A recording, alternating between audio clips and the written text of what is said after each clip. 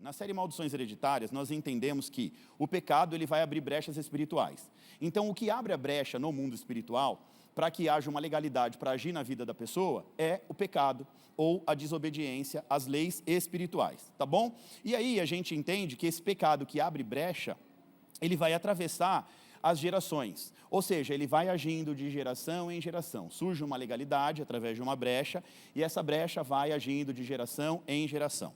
Só que quando chega em Cristo, todas essas maldições são quebradas. Em Cristo, todas as maldições são quebradas. Nós aprendemos também na série Maldições Hereditárias, que quando Jesus ele declara, está consumado. Quando Jesus diz, está consumado, ele estava dizendo o seguinte, encerrou o ciclo, acabou a maldição.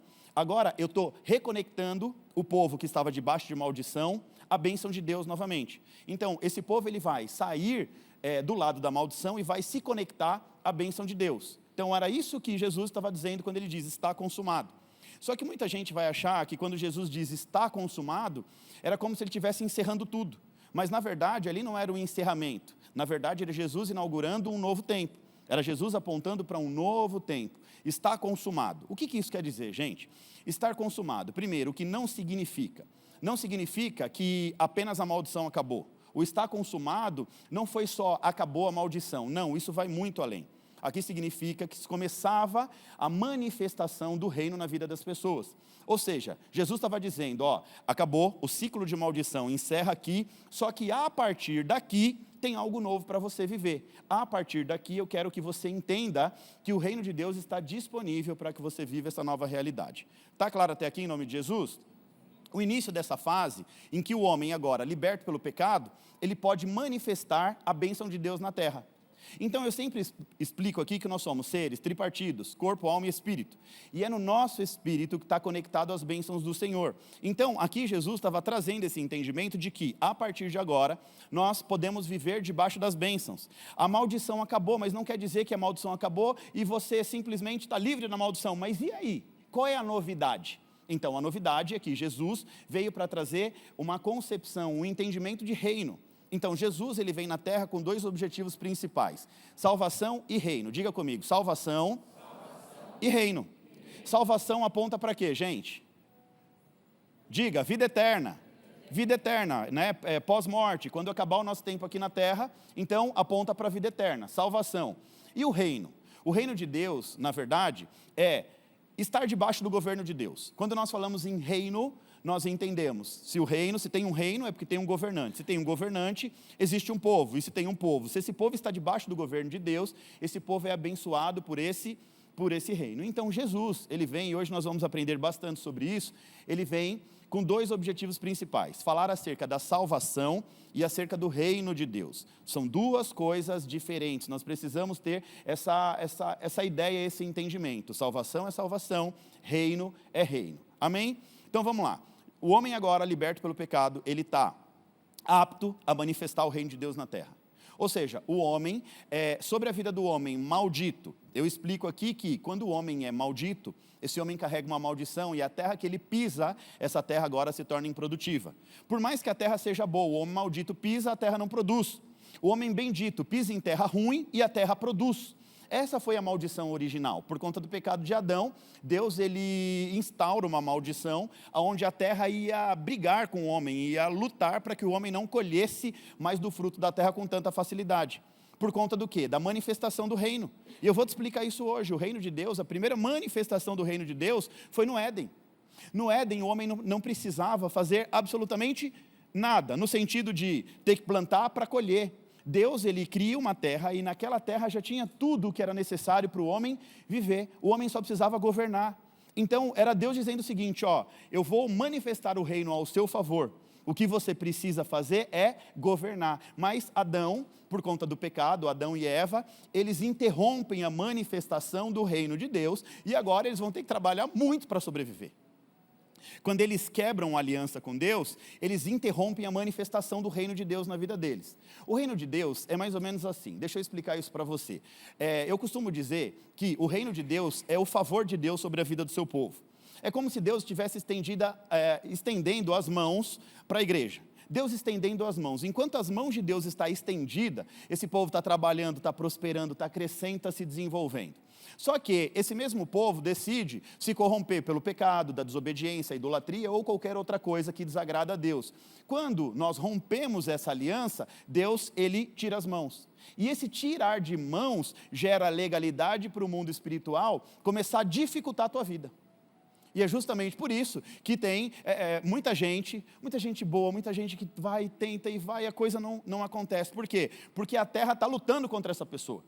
Existe uma maldição espiritual para lutar, para não deixar o homem que não entende reino, o homem que vive em desobediência, o homem que vive em pecado, prosperar.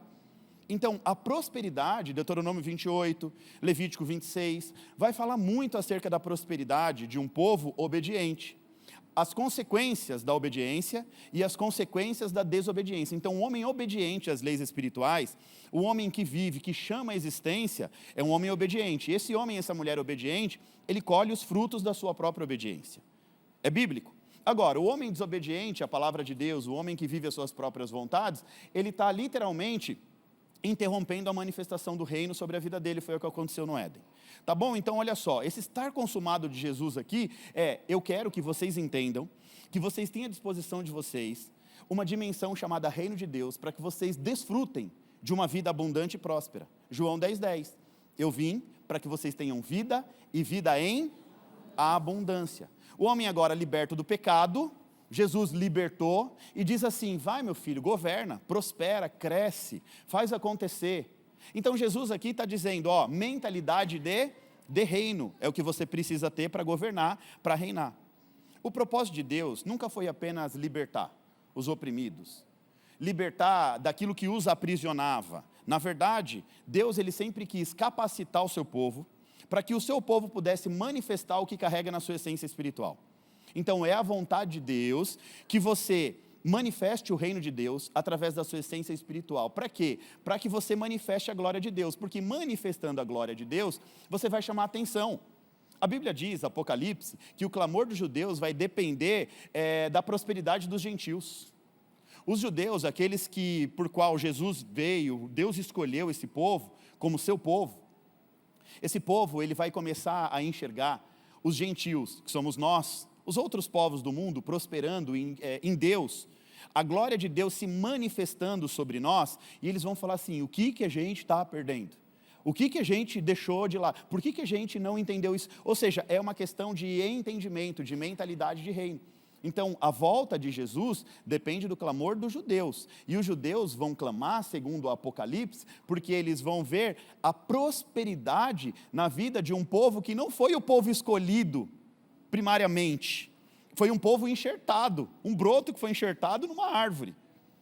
Você está entendendo isso em nome de Jesus? Então, sobre nós, por meio da fé de Abraão, nós carregamos o reino no nosso espírito. A Bíblia diz em Mateus 26:41 que o espírito está pronto. O espírito está pronto. Para quê, pastor Vitor? O teu espírito está pronto para o cumprimento do teu propósito na terra. Sobre o teu espírito, ou no teu espírito, está tudo que você precisa para viver uma vida próspera e abençoada nessa terra. Tudo que você precisa já está dentro de você. Fala para o crente do seu lado, tudo que você precisa, Deus já colocou dentro de você. Então o propósito de Deus não é só libertar, tirar da prisão. Não é isso, gente. O propósito de Deus é capacitar o seu povo para que o seu povo possa manifestar o que carrega na sua essência espiritual. Ou seja, aquilo que já está dentro de você. A libertação, na verdade, é o que Deus faz por nós. E a manifestação é o que Deus faz através de nós. Ou seja, Deus, ele nos liberta e através de nós, ele manifesta o reino. Ou seja, uma família próspera, uma família abençoada, uma família referência é a manifestação do reino de Deus na terra. Entendeu? A sua prosperidade é a manifestação do reino de Deus na terra. O teu casamento próspero é a manifestação do reino de Deus na terra.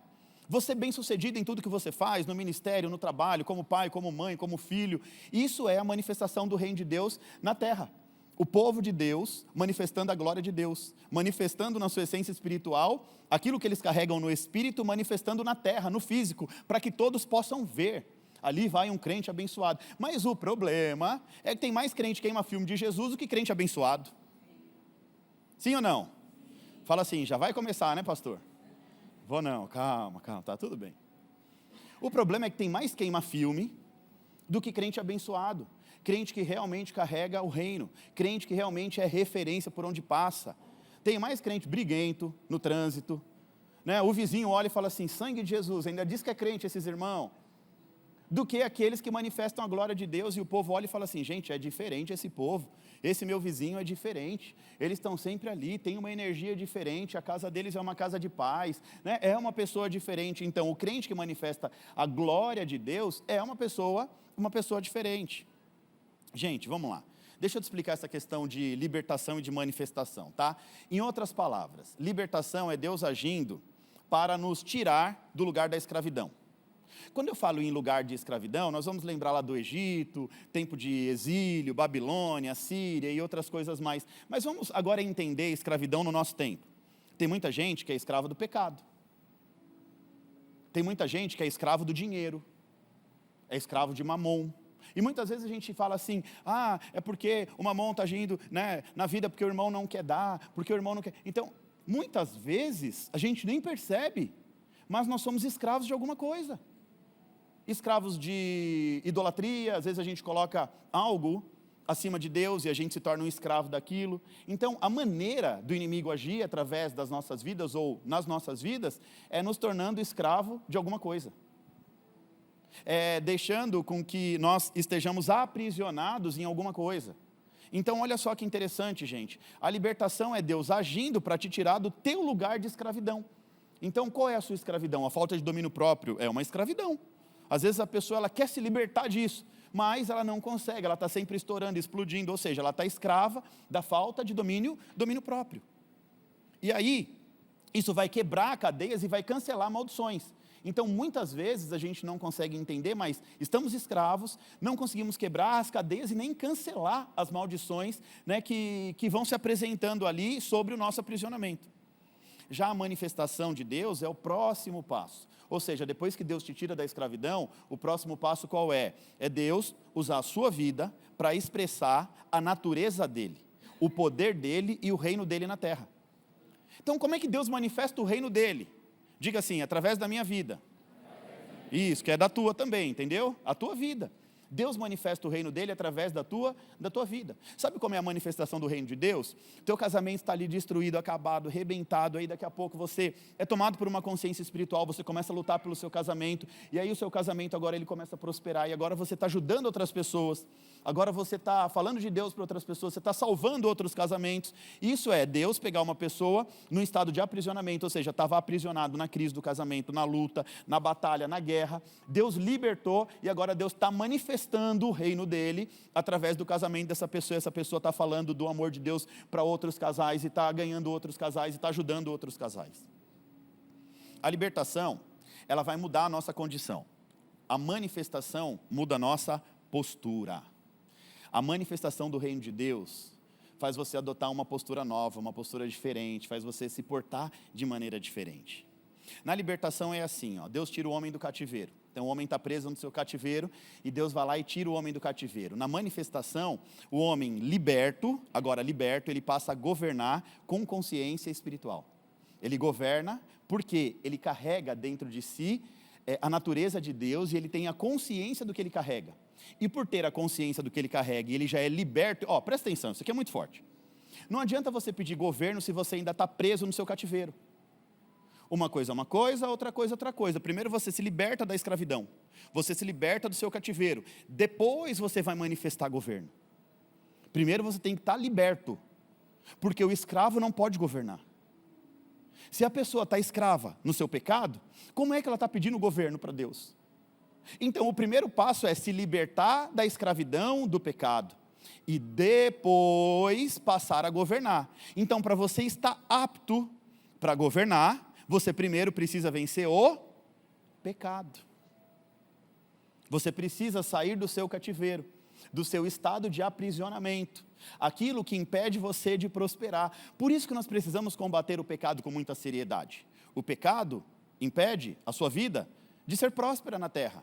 O pecado trava a sua vida, amarra a sua vida, prende a tua vida nas impossibilidades. Então, primeiro, reconhecer. Se você está preso em alguma escravidão, se você está preso em alguma prisão, se você está num lugar de aprisionamento, você precisa reconhecer para clamar a Deus pela libertação.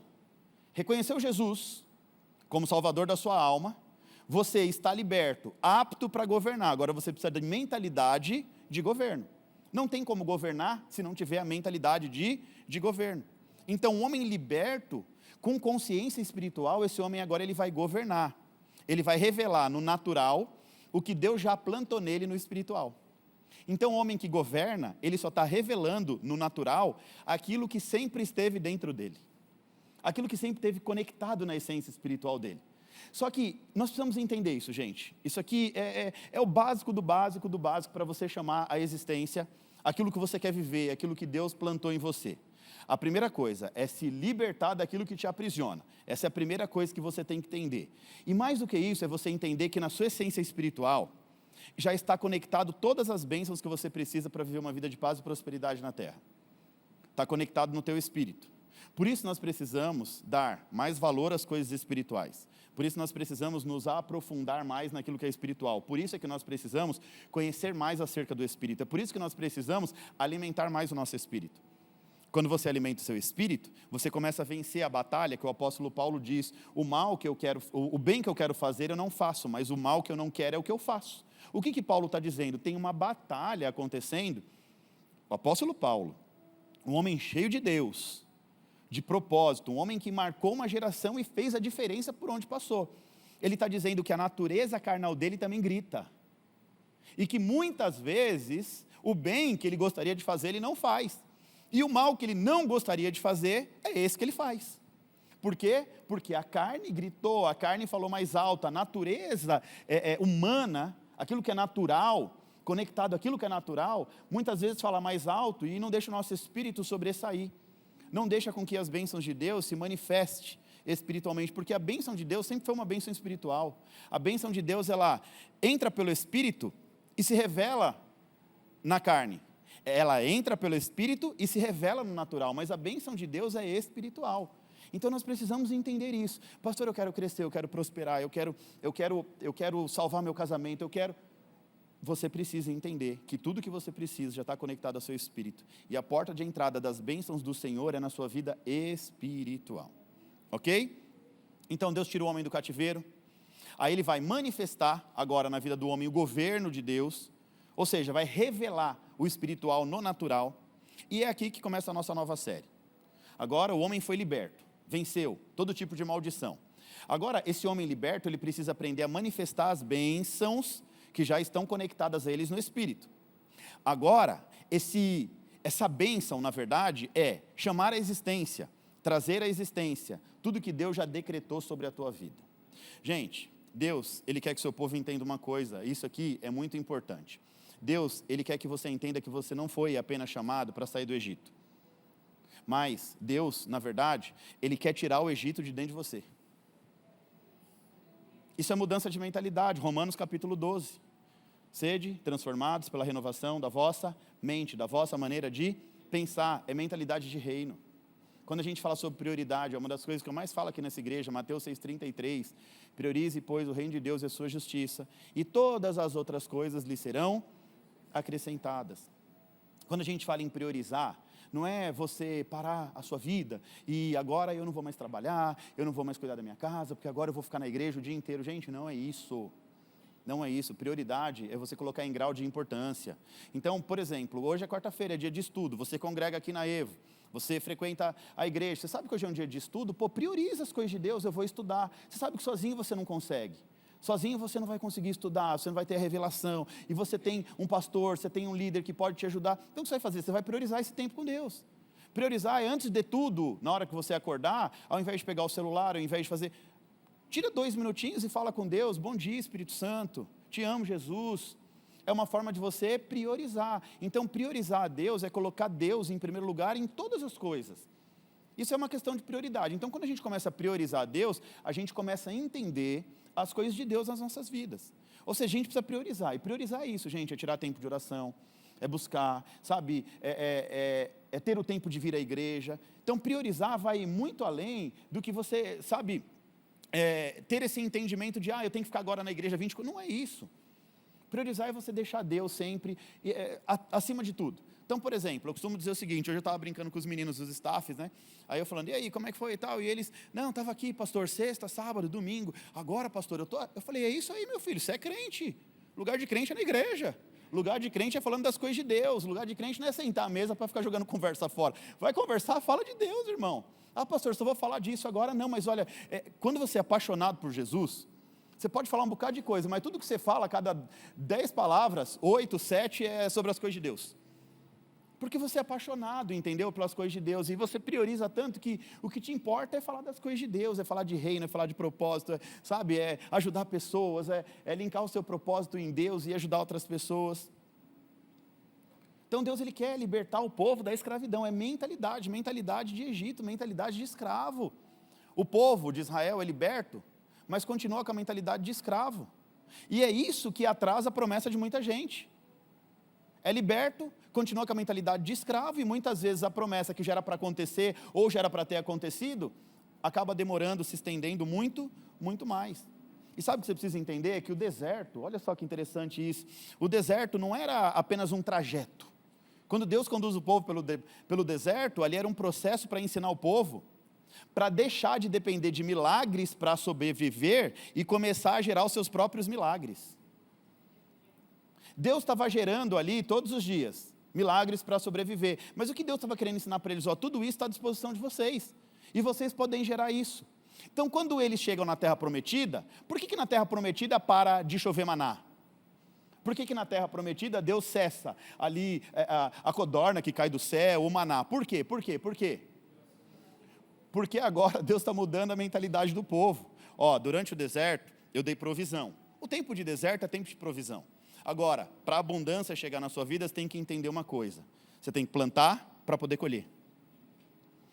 Na terra prometida, Deus está dizendo o seguinte, vou colocar vocês numa terra boa, numa terra próspera, numa terra que mana leite e mel.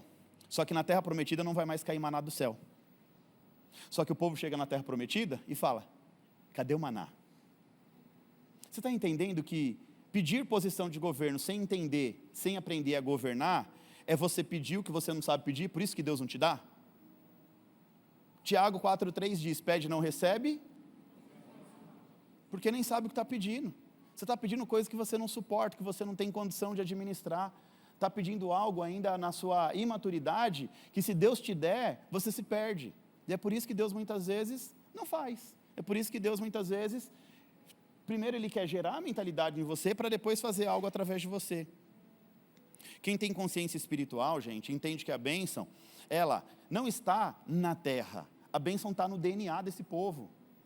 Aonde um homem espiritual, cheio de Deus, chega, ele prospera. A terra pode ser a mais infrutífera. E é exatamente isso que Paulo diz em Romanos 4. Deus é o Deus que chama a existência as coisas que não existem como se já existissem. Quem é o nosso maior exemplo de fé? Diga, Abraão. Abraão é o maior exemplo de fé. Por que ele é o maior exemplo de fé? Porque ele aprendeu a gerar movimento através da sua fé. A fé de Abraão não é apenas uma fé de expectativas. Não é assim, Deus falou que vai fazer, então eu vou ficar esperado sentando. Abraão, sai da tua terra, do meio da tua parentela, e vai para uma terra que eu vou te mostrar. O que ele faz? Questiona Deus e não vai. Foi isso? O que ele fez? Foi. Para onde você vai? Eu só vou. Vou para onde o Senhor quiser. No meio do caminho você vai falando qual é a direção e eu vou indo. O Senhor mandou sair da minha casa, não mandou? Do meio da minha parentela. E vai para uma terra que eu vou te mostrar. Então tá bom, o Senhor vai me guiando no meio do caminho. Então ele revela uma fé de movimento. Atenção aos detalhes. Ele se posicionou e o posicionamento dele gerou um movimento. Então ele vai gerar um movimento. Gente, a fé que apenas acredita é uma fé que só gera expectativa. Emuna significa fé. Pessoas comuns são dotadas de fé. Fé emuna. Eu creio em alguma coisa. Eu creio que Deus existe. Agora, bitahon é uma fé em movimento. É uma fé acima da média. É uma fé de confiança inabalável. É aquela fé que Deus fala, faz, você fala, ok, já fiz. É Deus, você pensa que Deus falou, pronto, já vou fazer o que Deus está mandando. Então, é diferente de uma fé que só gera expectativa. e a fé que movimenta, a fé que traz a manifestação do reino. Olha só, gente, crer é aceitar a promessa. Eu creio, eu aceitei a promessa, eu entendi que existe uma promessa. Agora, manifestar a promessa é agir de acordo com ela. Lembra que a semana passada eu falei que o Vitor gerou o pastor Vitor? E essa foi a grande sacada da ministração, foi algo que Deus pontualmente me mostrou. Quando eu comecei o meu ministério, no ano de 2013, nós começamos como obreiro. E o que um obreiro faz? Abre e fecha a porta, verifica se tem papel higiênico no banheiro, limpa a privada, organiza as coisas da igreja, serve os pastores. Então tinha uma escala e para cada dia a gente fazia uma coisa. Então um dia a gente vinha servir a toalhinha e a água do pastor, outro dia a gente ia limpar o banheiro, outro dia a gente ia para a recepção, outro dia a gente abria e fechar a porta, outro dia a gente ia ajudar na tesouraria. Então tem lá umas coisas para fazer. E no começo disso eu recebi uma palavra. Só que ali era um Vitor, mais jovem, sem conhecimento da palavra de Deus, com vontade de aprender, mas sem conhecimento da palavra de Deus ainda. Não tinha expectativa nenhuma em ser um pastor, isso não estava no meu coração. E aí Deus usa uma irmã para falar assim, vai ser pastor assim, vai ser isso, vai ser aquilo outro. E entregou a promessa. Eu confesso que no primeiro momento, aquilo me parecia loucura. Mas eu fui para casa e meu coração ficou, acredita, que isso aí é sério. E eu comecei a entender aquela promessa. E aí eu comecei a me mover pela promessa. O que é o mover pela promessa?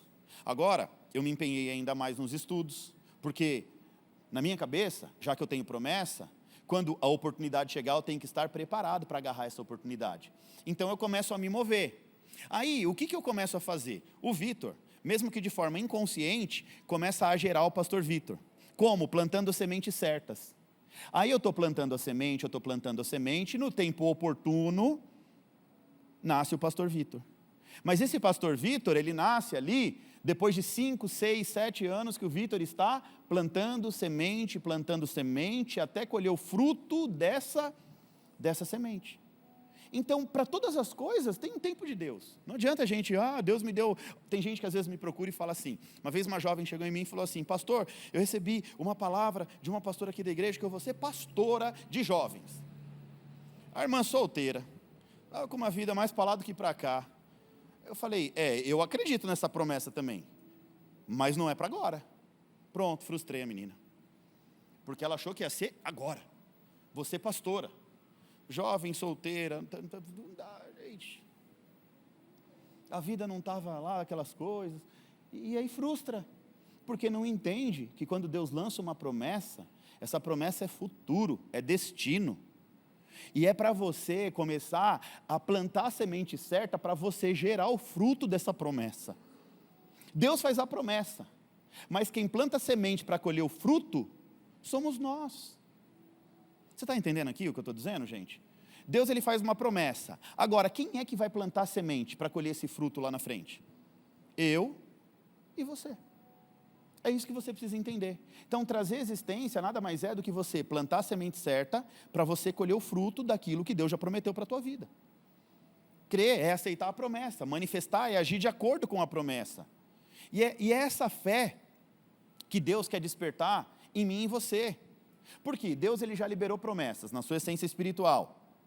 Agora, é a nossa fé, que ela é expressada em obediência, e em movimento e em prática, que traz à existência as promessas de Deus. Ou seja, é a prática da tua fé que vai trazer à existência aquilo que Deus tem para a tua vida. E foi por isso que nós aprendemos lá no final da primeira ministração, que chamar a existência é viver pela fé, praticando princípios espirituais.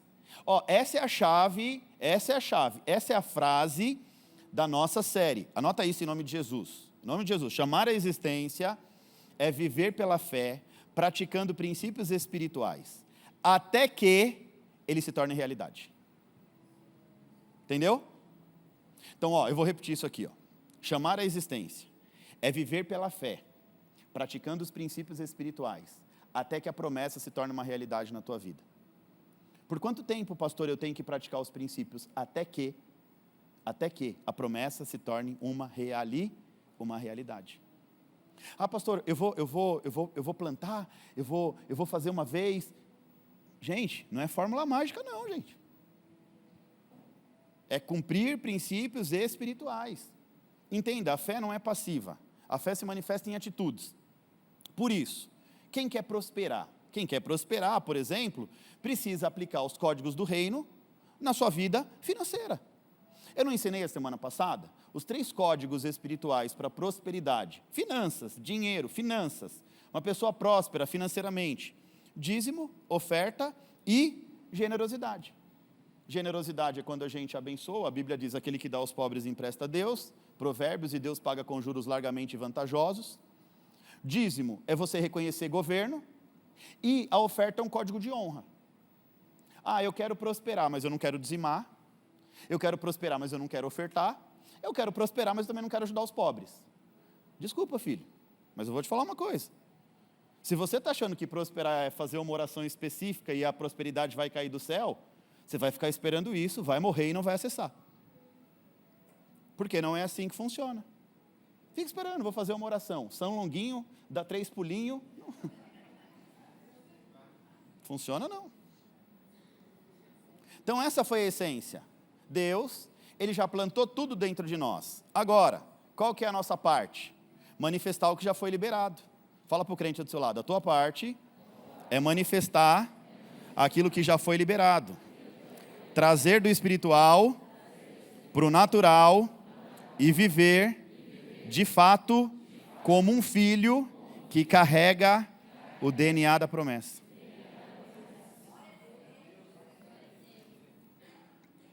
Aí eu citei também, meu próprio exemplo, onde eu falei que o Vitor chamou existência do pastor Vitor, eu já te expliquei isso aqui. O que eu fiz, gente? Não surgiu do nada. Eu fui plantando sementes para que a promessa de Deus se cumprisse na minha própria vida. Nada surge do nada. Fica esperando. Eu vou na igreja hoje, eu vou fazer uma oração bem forte. E nessa oração Deus vai fazer. É claro que a sua oração, ela pode iniciar algo no mundo espiritual. A sua oração, ela vai trazer relacionamento com Deus. Quando você ora, você está se relacionando com Deus. Então, plantando oração, você colhe relacionamento, você colhe intimidade. Se você é um crente que ora, pode ter certeza que Deus vai abrir a tua visão espiritual. Deus vai te dar discernimento espiritual. Não estou minimizando a oração, é que a gente está falando de uma coisa e de outra, ok? Então, vamos lá, gente, pensamento equilibrado. Se a gente vai falar de prosperidade financeira, a gente tem que bater na tecla, dízimo, oferta e esmola. Se a gente vai falar de intimidade com Deus, a gente vai falar de oração, de consagração, de jejum, de propósito. Então você quer ter uma vida com Deus, uma vida de intimidade. Você quer que Deus revele para você o espiritual. Você quer que Deus mostre quando você está numa mesa de má companhias, para você sair daquela mesa. Você quer ter discernimento espiritual do que fazer. Isso é na base da oração. Isso é com muita oração, com muita intercessão. Você quer alcançar alguém para Jesus, aí você tem que aprender a ser estrategista. Você vai orar, você vai cumprir propósito, você vai, movimentar o mundo espiritual para que o mundo espiritual venha atender as suas petições. Então a gente precisa entender que a gente está aqui, nos movendo no natural, com a intenção no espiritual, para que o espiritual venha derramar as bênçãos sobre a nossa vida natural. Isso é a manifestação do reino de Deus.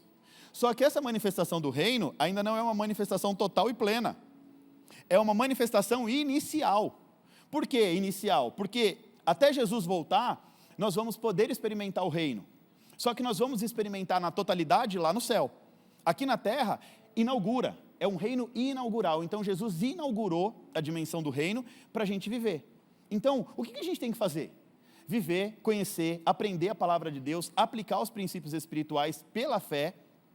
A gente vai aplicando os princípios pela fé para que a gente possa viver o reino de Deus. Ou seja, para que o reino de Deus possa se manifestar. E é fazer até acontecer. Qual que é o maior segredo das pessoas que rompem, que crescem e desenvolvem? São pessoas que só não desistiram no meio do caminho. Não é gente especial não, gente, olha como é inteligente. Não, é só não desistir no meio do caminho. Fala para o crente do seu lado, é só não desistir no meio do caminho. Entendeu? Sabe que as coisas não acontecem na vida de muita gente? Porque para no meio do caminho. Primeira luta, primeiro vento, primeiro sopro que o Satanás dá. E não é só o diabo não, você sabe disso. Primeira dificuldade, parei, desisti, já está chorando, está triste. Né? Então, se você quer vencer, é só não desistir. É continuar fazendo o que tem que ser feito. É ter essa mentalidade. Eu vou fazer até acontecer. eu vou lutar pelo meu casamento até ele ficar bom, eu vou trabalhar até, e aí você vai fazendo as coisas para que as coisas possam acontecer na sua vida. Semana passada, depois da primeira ministração, eu recebi algumas mensagens, né? Eu recebi uma, a pessoa não se identificou, então já que não se identificou, eu posso falar, né? Se estiver aí, que não fique chateado. Também, se ficar chateado, eu posso fazer nada. A pessoa mandou uma mensagem para mim e falou assim: pastor, depois da sua ministração, eu preciso que o senhor me ajude. Eu quero entender esse negócio de chamar a existência. Eu preciso chamar a existência à minha casa. Eu moro de aluguel há muitos anos. Qual é a oração que eu devo fazer para chamar a existência à minha casa? Aí eu falei: eu acho que essa pessoa não entendeu nada do que eu falei na semana passada. Aí, semana que vem vai lá na igreja que a gente vai estudar um pouquinho mais. Vamos lá, gente. Muita gente confunde princípios com misticismo. Tem muito crente místico. O que é um crente místico ou o que é o misticismo? É uma tentativa de viver o espiritual de forma mágica e superficial. Então tem gente que acha que é mágica. E aqui fala prosperidade.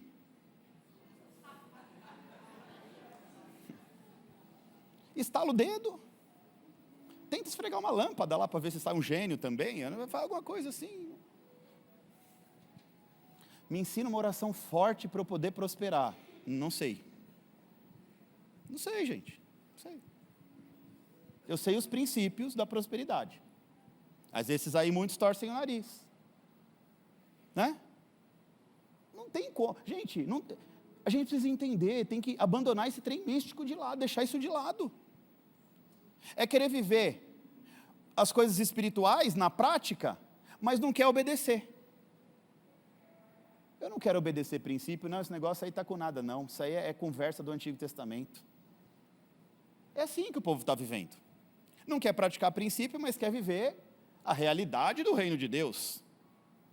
Misticismo é quando a pessoa acredita que basta fazer um gesto, repetir uma frase, ou fazer uma oração específica para Deus prosperar.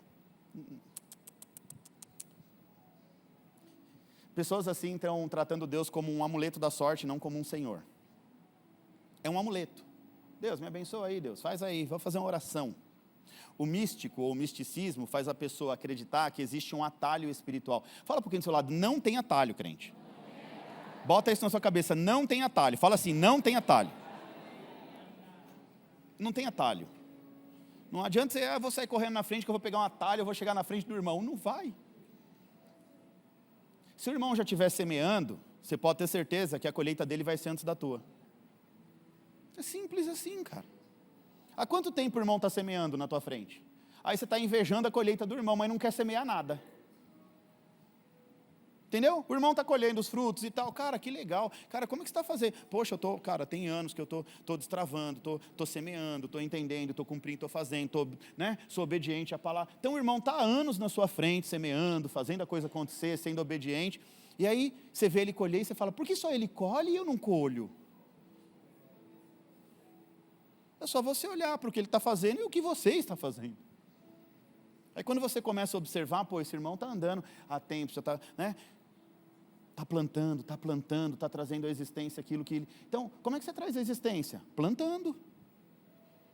Fica esperando nascer uma árvore só no João e o pé de feijão, que cresce um negócio e vai parar lá no céu. Não tem, gente.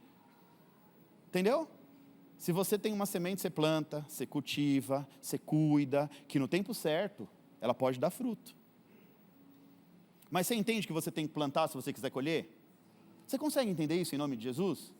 Então fala para o crente do seu lado, não tem fórmula mágica, não tem atalho, para colher, precisa plantar.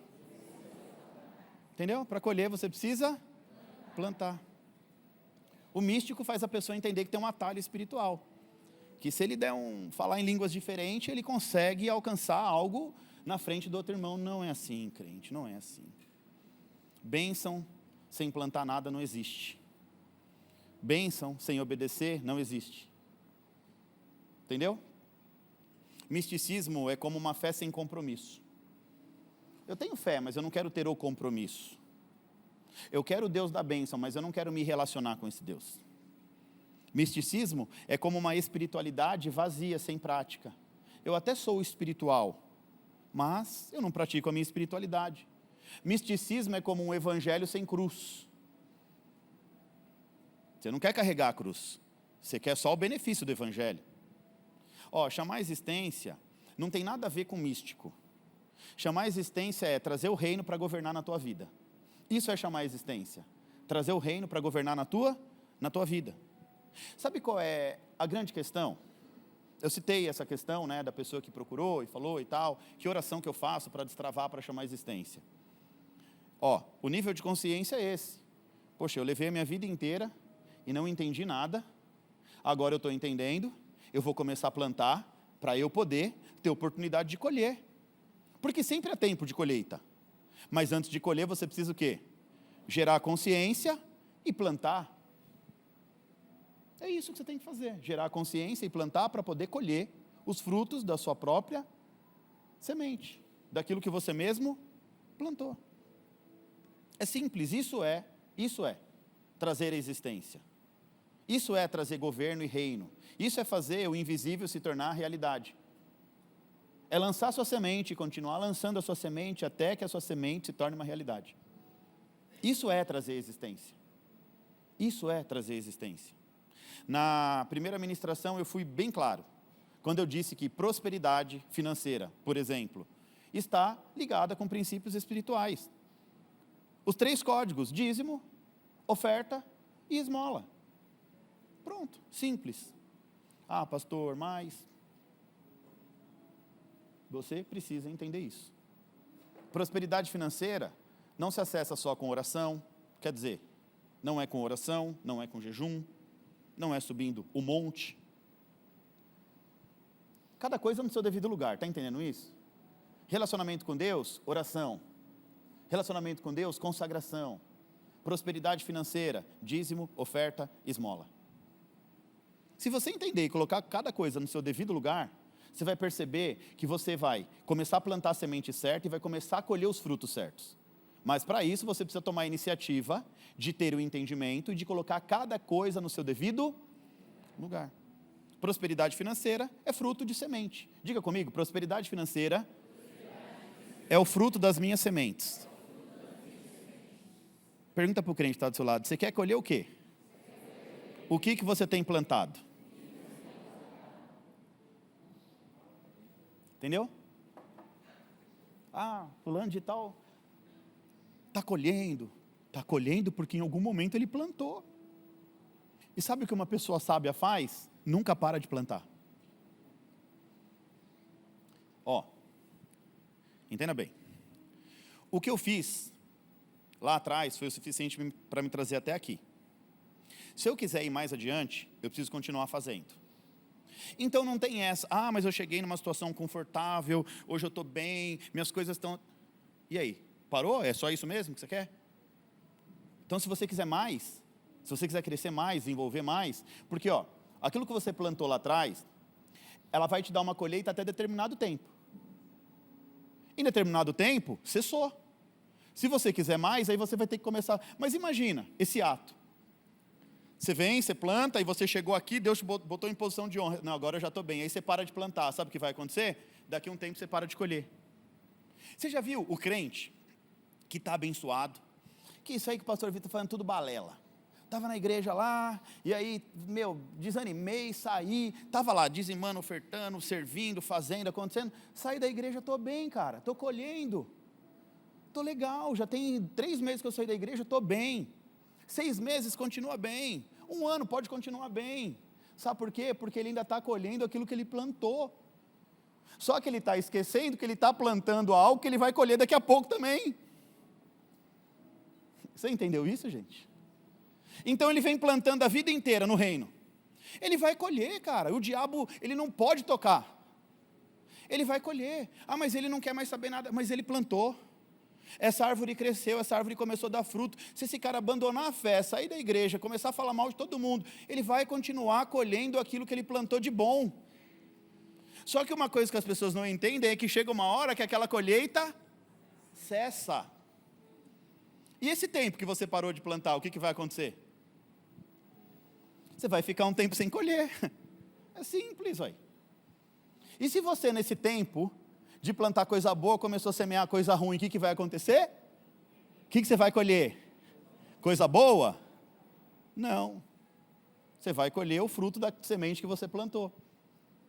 Pergunta assim para a pessoa que está do seu lado: quais são as sementes que você tem plantado? É só para trazer consciência, ok? Não precisa responder, não. Às vezes você percebe, você fala, lá em casa eu acho que eu não estou plantando uma semente boa, não.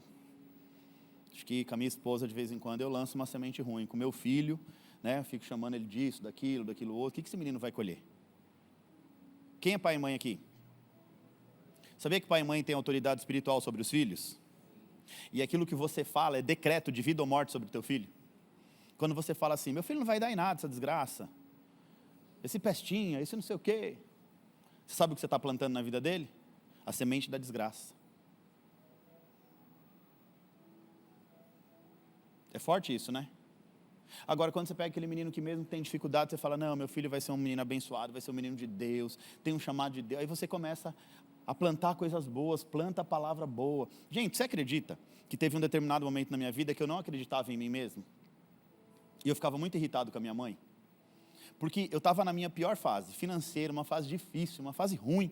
O casamento não estava legal, as finanças não estavam legal. E aí minha mãe olhava para mim e falou assim, meu filho, você tem um chamado que Deus vai fazer na tua vida. Ai mãe, para. Dava um negócio na hora que ela falava. A vida está lá para baixo, está tudo ruim, está dando tudo errado. Você está trabalhando, é aquele negócio de vender o almoço para comer na janta. E aí a pessoa está ali, meu filho, você tem chamado. Não, Deus vai fazer algo grande. Deus falou, meu filho, que vai fazer algo grande na sua vida. Minha mãe acreditava mais em mim do que eu mesmo. Às vezes eu subia para casa e falava, não aguento mais minha mãe, Vanessa. Ela, por quê? Ela fica falando uns negócios lá, ela não cansa, está dando tudo errado. Porque eu alimentava mais a tristeza, eu alimentava mais a dor, eu alimentava mais a dificuldade, e eu não conseguia enxergar um palmo à frente do meu nariz. Trabalhava e tentava, a coisa não dava certo, voltava para casa triste, chateado, desanimado, chorava no chuveiro, ficava triste, a vida não andava para frente, mas eu alimentava aquela semente ruim também, realmente. Aí você vai ouvir de alguém, porque o diabo vai usar, vai dar em nada, aí você fala assim, não vou dar em nada, eu sabia que eu não ia dar em nada, para que ficar sonhando tanto? Entendeu? Aí você alimenta mais essa semente, do que aquilo que Deus tem plantado no seu coração. Fala assim para o crente do seu lado, a partir de hoje, decida alimentar as sementes de Deus na tua vida. Em nome de Jesus. Amém ou não amém? No campo financeiro, por exemplo, fé, para chamar a existência, se manifesta através dos códigos espirituais. Quais são os códigos? Pronto. O que você tem que fazer? Semear, até que você venha colher os frutos das suas sementes. Não tem fórmula mágica, gente. Acho que é a terceira vez que eu falo isso hoje. Vou fazer uma vez para experimentar. Não é assim. É fazer, cultivar, cuidar, continuar, até Deus te abençoar. Chamar a existência, viver pela fé, praticando os princípios bíblicos, até que aquilo que é invisível se torne realidade. Chamar a existência é trazer a realidade do reino para governar a sua vida. Não dá para viver algo que você não entende. Fala para o crente do seu lado, não tem como viver algo que você não entende. Atenção aqui, muita gente quer viver reino, mas ainda não entendeu nada sobre o reino. E se você não entende, você não pratica. Se você não pratica, você não manifesta. Se não entende, não pratica. Então, antes de praticar, precisa entender. Para praticar, tem que entender, tem que saber o que você está fazendo. Então, primeiro, eu preciso entender. A partir do momento que eu tenho entendimento, eu vou praticar. Quando eu pratico, a realidade se manifesta na minha vida. Então, se eu não entendo, eu não pratico. Se eu não pratico, eu não manifesto. Ou seja, vamos trazer para a nossa série. Se eu não entendo, eu não pratico. Se eu não pratico, eu não chamo a existência. Chamar a existência é praticar até que o invisível se torne visível. Isso vai ficar na sua mente, em nome de Jesus, né? Amém ou não? Amém. Chamar a existência é praticar, repete comigo, chamar a existência é praticar até que o invisível se torne visível. Anota essa frase, amanhã, quer dizer, hoje, coloca na sua geladeira, coloca na frente do espelho lá do seu banheiro. Aí você tira uma foto, marca o pastor Vitor, só para ficar registrado isso em nome de Jesus, combinado assim? Chamar a existência é praticar até que o invisível se torne visível. Já anotou essa frase em nome de Jesus? Anota essa frase, você vai chegar na sua casa, você vai fazer bem bonito. Pode escrever à mão, escreve lá, as mulheres escreve lá no espelho. Escreve lá, chamar a existência é praticar até... Aí coloca lá bonitinho, tá? Para você lembrar disso. Você precisa lembrar disso todos os dias. Na hora que você estiver desanimado, você vai falar, eu vou continuar praticando até o invisível se tornar visível. Até o invisível se tornar visível. Diga comigo, até o invisível se tornar visível. Você está com o seu casamento ruim, você vai começar a praticar gentileza. Amém ou não? Amém. Você vai praticar gentileza até chamar a existência um casamento abençoado. Amém ou não? Amém. Sim ou não, crente? Sim. Então você vai começar a fazer o que tiver que ser feito até o invisível se manifestar de forma visível. Sem desistir no meio do caminho. Combinado assim, em nome de Jesus? Vamos ou não vamos? Então muita gente quer viver reino, mas não entende o reino. Se você não entender o reino, você não vai viver reino. Porque se você não entende, você não pratica. Se você não pratica, você não chama a existência. Chamar a existência é nada mais, nada menos do que praticar. Praticar a realidade do reino de Deus. Vamos entender isso, gente. Qual é a principal fala de Jesus na Bíblia? O que Jesus mais repete na Bíblia? Quem sabe me dizer? Tem gente no chat aí procurando, né? Vai lá, procura. Diga assim, Mateus, capítulo 10, versículo 7. Diz assim, é chegado o reino de Deus. Aonde Jesus vai, ele, é chegado o reino de Deus. É chegado o reino de Deus. É chegado o reino de Deus. O que essa fala de Jesus está querendo expressar? Essa fala de Jesus expressa a missão de Jesus na terra. Qual que é a missão de Jesus na terra? Estabelecer o reino de Deus. Só que essa missão de Jesus, o reino, desde a época de Jesus, foi mal compreendido.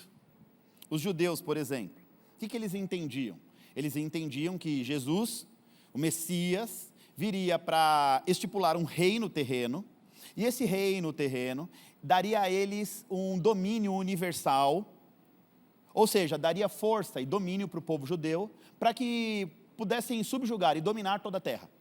Então a concepção dos judeus era Jesus montado num cavalo, com asas e um exército de anjos com uma espada de fogo, tomando o domínio do Império Romano, que era a principal potência daquela época, e entregando a chave da vitória na mão dos judeus.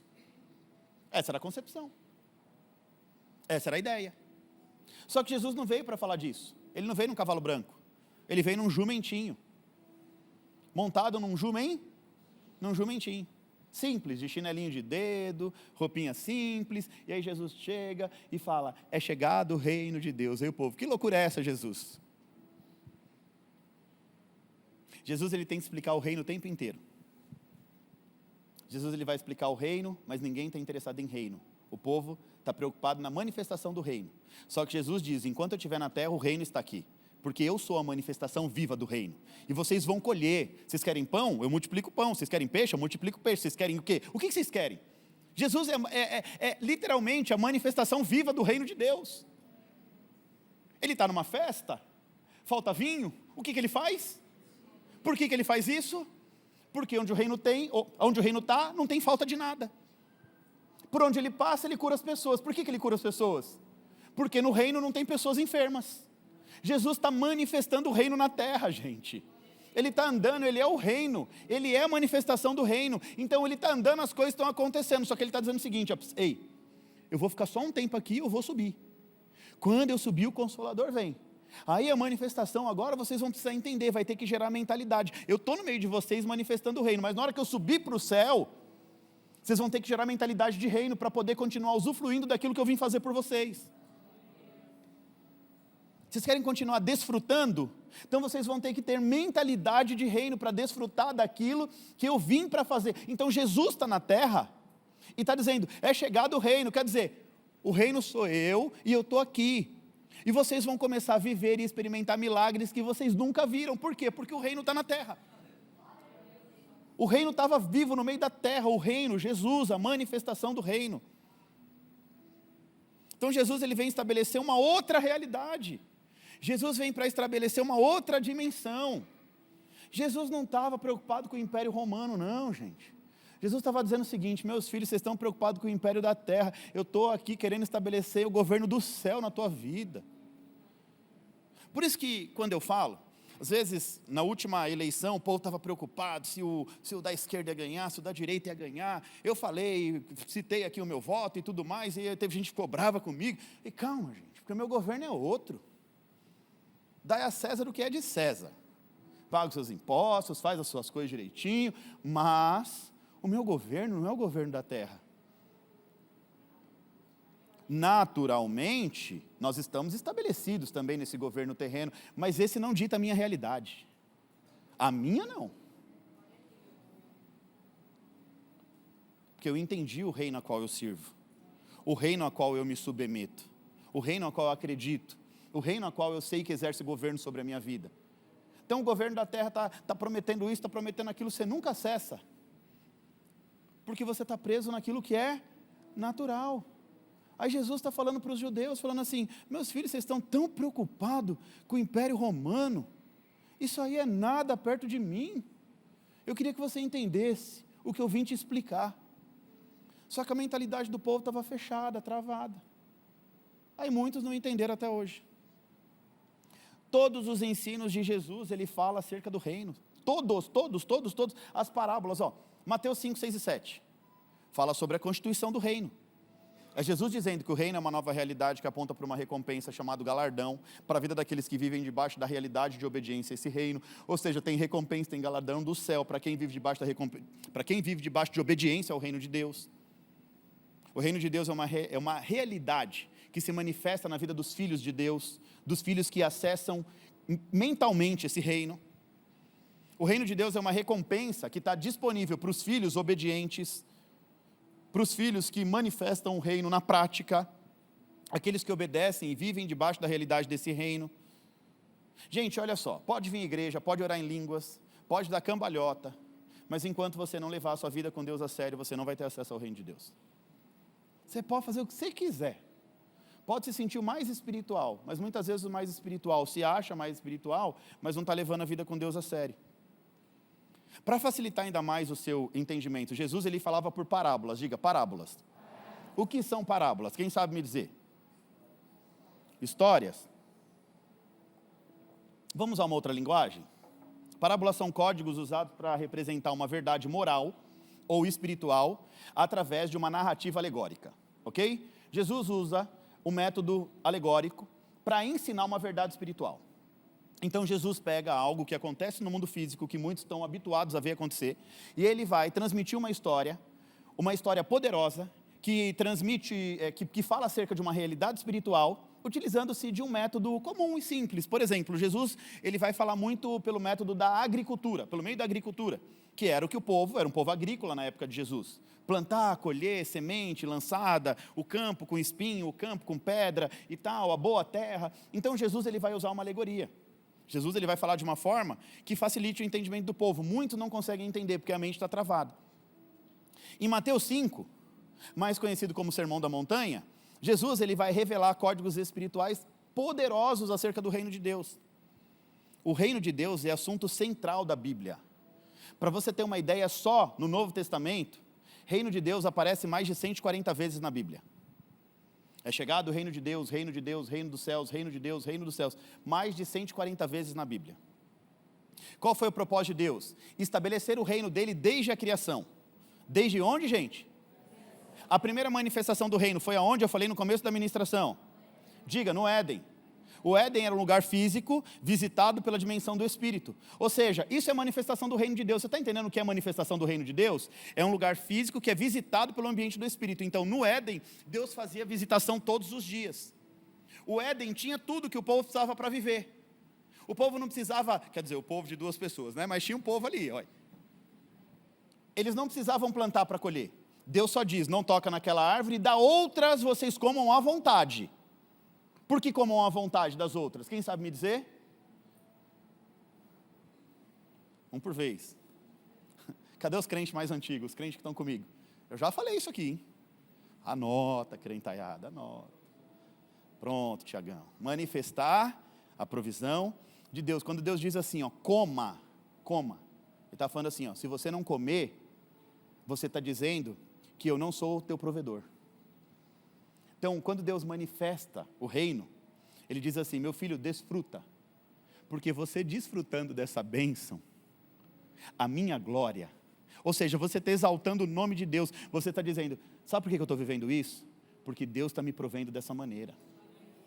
Então, quando Deus fala assim, ó, coma de todas as árvores, Ele está dizendo assim, ó, se você não comer, você está dizendo que eu não sou o teu provedor. Só não come daquela. E foi justamente daquela que eles foram experimentar. Então a primeira manifestação do reino foi aonde mesmo? No Éden. Aí o que acontece? No Éden Adão pecou, quebrou a aliança. Essa quebra de aliança distancia o reino do Éden. Agora o reino que se manifestava no Éden, deixou de se manifestar no Éden. O Éden já não é mais o lugar físico que recebe a manifestação do Espírito, a manifestação do reino. A partir dali, o reino, a visão de reino no Éden se torna fragmentada. E agora vai iniciar uma grande batalha entre o Espírito e a carne. Olha só, gente, a carne, ela sempre te distancia do reino. O teu espírito já está pronto para viver o reino, mas a carne sempre te distancia. Então a primeira manifestação no Éden, que o pecado foi lá e fez o quê? Quebrou a manifestação, rompeu com a manifestação. E a segunda manifestação do reino, quem sabe dizer onde foi? Tabernáculo. Tiagão está afiado, hein? Glória a Deus. Tabernáculo. Segunda manifestação do reino, tabernáculo. Local onde Deus escolheu para abrigar a arca da aliança significa a presença de Deus. Então, dentro do tabernáculo, a arca da aliança, a presença de Deus, a manifestação do reino. Ali na arca da aliança, o reino espiritual se manifestava no ambiente físico e o povo podia sentir a presença de Deus. Porém, com o passar dos anos, também pecado quebra a manifestação do reino. Agora Deus não se manifesta mais no tabernáculo. Uma prova rápida disso é no tempo dos filhos de Eli, Ofni e Finéias, que a Bíblia diz que o culto deles era como coices diante do altar do Senhor. Era como se eles estivessem dando coices no Senhor. Aí eles têm a brilhante ideia de pegar a presença de Deus, a arca da aliança. Só que, gente, entenda o seguinte, Jesus do céu, me ajuda. Deus vai dando assim as revelações, a gente vai falando, né? A arca da aliança era só um objeto que Deus pediu para que construísse para representar a presença dele, era uma representação da presença de Deus. Deus, ele nunca perdeu uma batalha. Mas por que Ofni e Finéias têm a brilhante ideia de pegar a arca da aliança, agora um objeto sem a presença de Deus? Ou seja, sem a presença de Deus, a arca se torna só um objeto, leva para frente da batalha e eles perdem a batalha. Porque a arca já não representava a presença. Porque Deus, ele já não estava mais diante daquela situação. Ou seja, Deus já não estava mais manifestando o reino no tabernáculo. A arca estava lá. Mas como a presença de Deus era ignorada, então Deus não se manifesta mais. Ou seja, onde Deus é ignorado, ele não se manifesta mais. Deus não fala mais comigo. Por quê? Porque você também não busca mais. Porque você ignora a presença de Deus. Eu contei para você que eu tive uma experiência dessa, um dia desses, né, que Deus mexeu bem forte comigo, né? Eu estava numa semana de oração na madrugada e tal, e eu acordei para fazer meu café, e aí acordei todo alegre e falei para a Vanessa, quer sua panquequinha? Ela falou, quero. Aí eu desci e fui fazer a panqueca. Rapaz, na hora que eu desci, eu liguei minha caixa Bluetooth e o Espírito Santo começou a falar comigo, eu comecei a chorar, só que aí eu parei para fazer a panqueca. Fiz a panqueca, comi a panqueca com a pastora Vanessa. Aí eu falei, agora eu vou entrar ali na sala e eu vou orar um pouquinho, porque Deus está querendo falar comigo. Entrei na sala. E fiquei orando, e cadê o choro, e cadê, não tinha mais lágrima, não tinha mais choro, não tinha mais presença de Deus. Aí eu falei, não estou entendendo mais nada. Desci, Espírito Santo me visitou. Aí na hora que eu comecei a fazer uma engenharia reversa, aí eu entendi o que aconteceu. Deus queria falar comigo, eu não valorizei a presença dele, agora estou aqui, tentando falar com Deus. Sabe quando Deus, para tudo, eu quero te dar um abraço? Aí você não para. Já cheguei da academia, Vanessa, estou com fome e tal, não sei o quê. Aí nada dela responder. Vanessa, onde você está, irmã? E tal, procurando. Aí eu vou na lavanderia, a irmã está lá debruçada, chorando. Eu falei, tá bom, fica aí. Estava falando com Deus, eu vou lá fazer minha comida. Tá tudo bem. Então, quando Deus quer falar com você, irmão, para tudo. Fala para ele celular. Quando Deus quiser falar com você, para tudo. Não ignora a presença de Deus, não, em nome de Jesus. Deus querendo falar, a gente fica ignorando. Depois eu falo, Deus. Aí ele, tá bom, depois eu venho. Aí depois eu fiquei uns tempos, Deus, fala comigo, não estou sentindo a sua presença daquele jeito, né, e tal. Aí a gente, era bom, né, aí não valoriza, né, crente? Fala assim para o crente do seu lado, quem não valoriza, perde. Esse povo perdeu, tabernáculo, acabou, a presença de Deus não se manifesta mais. A segunda manifestação do reino foi aonde mesmo, gente? E a terceira manifestação? Ainda não. Diga, no templo. A partir de Salomão, no templo de Salomão, que depois foi a ruínas por conta do pecado. Deus se manifestando, estabelecendo o reino através do templo. Deus visitava o povo naquele lugar. Aí o povo peca, idolatria, desobediência, reino dividido. Um tempo depois, o templo vai a ruínas, ou seja, Deus não se manifesta mais no templo. Quarta manifestação. Vai, arrisca. Eu já falei no começo. Diga, em Jesus. Diga Jesus com mais vontade, aleluia. Essa manifestação continua de pé até hoje. Essa ninguém rompeu, nada, essa aí está, e quem acredita está debaixo do governo de Jesus. Essa manifestação continua firme e forte para a gente até hoje. Todo o ensino de Jesus é voltado para o reino, gente, todo o ensino de Jesus é falando sobre reino. As obras de Cristo representam e testificam do reino. Quer prova disso em nome de Jesus? Vamos lá, de novo. Qual foi o primeiro milagre de Jesus? O que ele fez? Aonde? Numa festa de casamento, ok? Jesus ele vai transformar água em vinho. O que Jesus está mostrando? Jesus, ele é a manifestação do reino. O reino está numa festa. Naquela festa acaba o vinho. Acaba o vinho significa acabou a alegria. Uma festa sem alegria não funciona. Então Jesus está dizendo, a manifestação do reino na tua casa vai te devolver alegria. Jesus estava ali na casa, então tem alegria. No reino não tem falta. Espera aí, Jesus está ali, como é que é ter falta de alguma coisa? Quando Maria diz assim, meu filho, faz um milagre aí. Aí ele, mulher, não tempo, calma, não é chegada a hora. Porque Jesus também sabia que ele ia startar o ministério dele, ali ia começar. Ali ele ia apertar o botão de start. Mas onde Jesus está, não tem falta de nada. Então, se Jesus está na tua casa, você pode saber de uma coisa. Aquilo que era tristeza vira alegria. Então, Deus ele vai mudando, ele vai moldando a nossa vida. Por que Jesus curava todo mundo, gente? Porque no reino não tem gente doente. O reino de Deus não tem doença, não existe doença no reino de Deus. As obras de Jesus testificam o reino de Deus na terra. O que Jesus fez de milagre era literalmente para testemunhar a realidade do reino de Deus. O reino de Deus é uma extensão do ser de Deus. É uma extensão de Deus na terra. Olha a oração do Pai Nosso. Como é que o texto diz? Venha a nós o teu reino. O que significa venha a nós o teu reino? Venha a nós o direito legal de governar, ou seja, o teu governo sobre a minha vida. É assim, Senhor, governa a minha vida, não mais as minhas vontades, não mais os meus desejos carnais, mas a partir de agora, o teu reino, a tua vontade sobre a minha vida, vem uma nova realidade sobre a minha vida. O reino de Deus é a presença de Deus habitando entre nós. Olha o que Apocalipse 21:3 diz, agora a morada de Deus está entre vocês. Deus vai morar com vocês e vocês serão o povo de Deus. A morada de Deus está entre vocês. O que esse texto está apontando, gente? O reino de Deus está entre nós. Cabe a nós entender esse reino, viver esse reino, para que Deus possa estabelecer o governo. Para Deus estabelecer governo, você precisa entender o reino. Para Deus estabelecer governo, você precisa aceitar esse governo. Você precisa falar, Deus, governa a minha vida. O que eu preciso fazer para viver o reino? Quais são as atitudes práticas que eu preciso fazer para chamar a existência o reino de Deus? O que eu tenho que fazer para o reino se manifestar na minha vida financeira, na minha vida profissional, no meu casamento, na minha casa, na minha família, no meu trabalho? O que eu tenho que fazer, Deus? Não é só o fato de, eu aceitei Jesus, e agora? Você aceitou Jesus, o fato de você aceitar Jesus te dá acesso à salvação, mas não te dá acesso ao reino.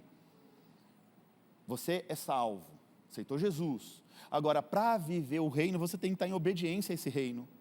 Você tem que entender esse reino, estar em obediência a esse reino, praticar os princípios desse reino, entender esse reino para viver o reino. Eu entendo, eu pratico, se eu pratico, eu manifesto. Diga, eu entendo, eu pratico, se eu pratico, eu chamo a existência. Gente, isso aqui está didático, né? Para a honra e glória de Jesus. Se eu entendo, eu pratico. Se eu pratico, eu manifesto. Esse manifestar significa chamar a existência. É trazer a realidade do reino sobre a minha vida. O reino de Deus anda na contramão do mundo. Quando você começar a viver o reino, você vai desfrutar de algo que eu chamo de tempo acelerado. Sabe o que é isso? As coisas que eram para demorar anos para acontecer na tua vida natural, debaixo da realidade do reino, é uma outra atmosfera. Por quê, pastor? Diga, por quê, pastor? Porque Deus não está limitado ao teu tempo. O tempo é dele, é do jeito dele, é no tempo dele. Deus não está limitado ao nosso tempo terreno, humano. Deus não se limita ao nosso tempo.